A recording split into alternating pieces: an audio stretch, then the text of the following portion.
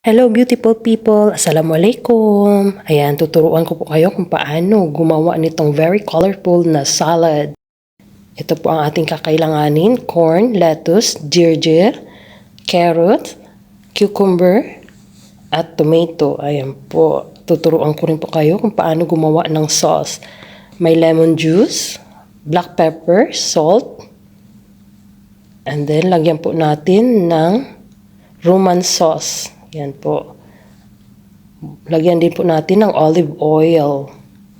Ayan. At haluin lang po natin ng maigi upang matunaw po ang ating mga spices na nilagay. Ayan. Ready na po ito. At ibuhos po natin sa ating prepared veggies.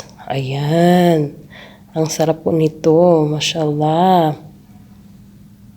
At haluin po natin ng maigi upang lahat po ay makot ng ating sauce na ginawa. Ayan po, masarap po itong partner sa barbecue chicken, pritong isda, kahit anong mga dry na ulam.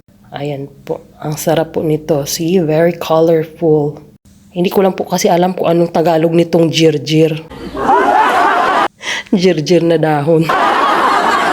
Po ang ating salad, vegetable salad. Ang ganda, diba? Very colorful.